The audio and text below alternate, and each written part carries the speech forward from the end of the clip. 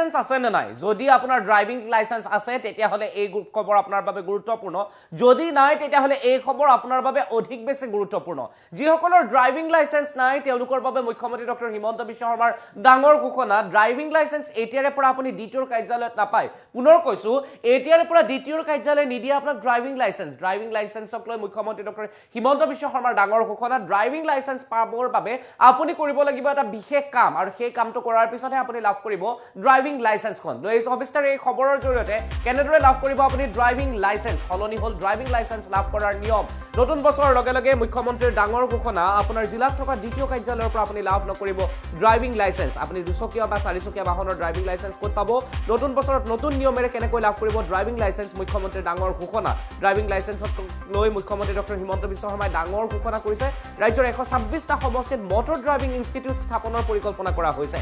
আপোনাৰ সমষ্টিত থকা মটৰ ড্ৰাইভিং ইনষ্টিটিউটৰ অধ্যক্ষই প্ৰদান কৰিব আপোনাৰ ড্ৰাইভিং লাইসেন্স যাৰ বাবে আপুনি তাতে ট্ৰেইনিং ল'ব লাগিব দ্বিতীয়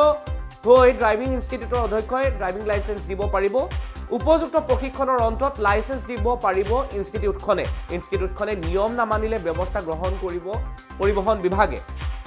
প্ৰশিক্ষণ নিদিয়াকৈ লাইসেন্স দিয়া ইনষ্টিটিউটৰ লাইসেন্স বাতিল কৰা হ'ব গতিকে প্ৰথমে প্ৰশিক্ষণ দিব লাগিব ফিটনেছ সাৰ্টিফিকেট প্ৰদানৰ বাবে 6টা বাহন ফিটনেছ চেণ্টাৰ মুকলি কৰাৰ সিদ্ধান্ত হলনি হ'ব ড্ৰাইভিং লাইসেন্স লাভ কৰাৰ নিয়ম এতিয়াৰ পৰা ড্ৰাইভিং লাইসেন্স লাভ কৰিবৰ বাবে আপুনি দ্বিতীয় কাৰ্যালয়লৈ যাব নালাগে এতিয়াৰ পৰা আপুনি মটৰ ইনষ্টিটিউট অৰ্থাৎ আপুনি ট্ৰেইনিং ল'ব লাগিব য'ত গৈ আপুনি বাহন শিকিবলৈ বাহন চলোৱাৰ প্ৰশিক্ষণ আপুনি ল'ব লাগিব ড্ৰাইভিং লাইসেন্স লাভ কৰিবৰ বাবে মুখ্যমন্ত্ৰী ডক্টৰ হিমন্ত বিশ্ব শৰ্মাৰ এয়া ডাঙৰ ঘোষণা 126টা সমষ্টিত মটৰ ড্ৰাইভিং ইনষ্টিটিউট স্থাপন কৰাৰ পৰিকল্পনা কৰা হৈছে 126টা সমষ্টিৰ মটৰ ড্ৰাইভিং ইনষ্টিটিউটৰ যে অধ্যক্ষ সেই অধ্যক্ষই প্ৰদান কৰিব আপোনাক ড্ৰাইভিং লাইসেন্স দ্বিতীয়ৰ হৈ ড্ৰাইভিং ইনষ্টিটিউটৰ অধ্যক্ষই ড্ৰাইভিং লাইসেন্স দিব পাৰিব আপোনাক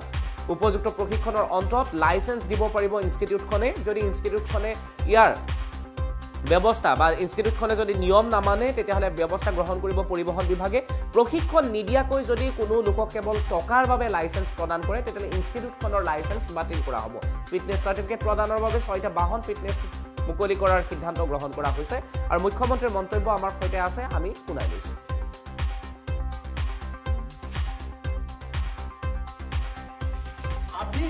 আজিৰ পৰা 4 বছৰ আগতে দ্বিতীয় অফিচত যি ধৰণৰ এক ব্যৱস্থা আছিল মধ্যভোগীৰ ডাঙৰ এখন চক্ৰ আছিল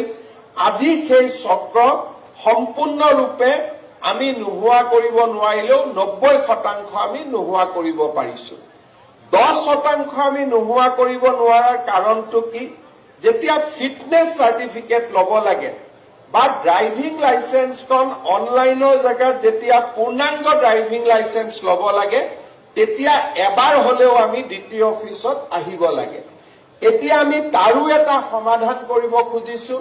যে পাব্লিক প্ৰাইভেট বেচিছত আমি অসমৰ বিভিন্ন জায়গাত ফিটনেছ চেণ্টাৰ আমি মুকলি কৰাৰ কামত আগবাঢ়িছো প্ৰায় 6টা ফিটনেছ চেণ্টাৰ পৰিবহণ বিভাগে হাতত লৈছে আৰু ফিটনেছ সাৰ্টিফিকেট হোৱাৰ পিছত আৰু কি যেতিয়া ব্যক্তিগত খণ্ডলৈও ফিটনেছ কেন্দ্ৰবিলাক গুচি যাব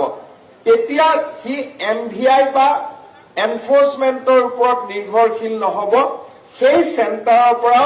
ফিটনেছ সাৰ্টিফিকেট তেওঁলোকে ল'ব পাৰিব আৰু ইতিমধ্যে আমি আন ব্যৱস্থাৰ জৰিয়তেও যাতে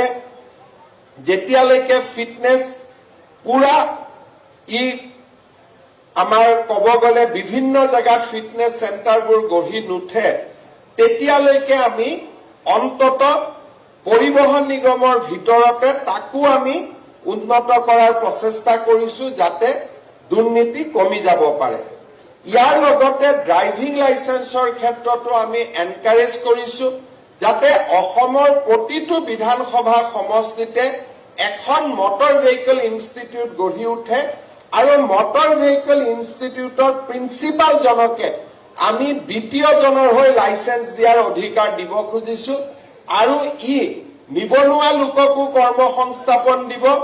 আৰু 126টা যদি আমি driving licence driving training centre গঢ়ি তুলিব পাৰো লাইসেন্সখনো তাৰ প্ৰিন্সিপাল জনে দিব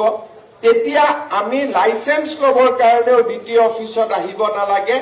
দ্বিতীয়ৰ পাৱাৰটো আমি সেই মটৰ ড্ৰাইভিং ইনষ্টিটিউটখনৰ প্ৰিন্সিপালক দিব খুজিছো যাতে লাইচেন্সটো প্ৰিন্সিপালজনে দিব পাৰে আৰু মটৰ ড্ৰাইভিং ইনষ্টিটিউটখন ভাল কৰি চলি আছে নে নাই তাক চাবৰ কাৰণে পৰিবহণ বিভাগক আমি এটা ৰেগুলেটৰ কৰিব খুজিছো যাতে মাজে মাজে তেওঁলোকে সমীক্ষা কৰিব আৰু কোনোবাই যদি ট্ৰায়েল নোহোৱাকৈ লাইচেন্স দিছে নিশিকোৱাকৈ লাইচেন্স দিছে সেই ইনষ্টিটিউটখনৰ লাইচেন্স তেওঁলোকে কেনচেল কৰিব পাৰিব এই দিশটো আজি আমি আগবাঢ়ি গৈছো যাৰ ফলত পৰিবহণ নিগমৰ লগত জড়িত দুৰ্নীতি এক প্ৰকাৰ আমি আশা কৰিছো অহা এবছৰ বা 1.5 বছৰৰ ভিতৰত আমি সম্পূৰ্ণৰূপে নোহোৱা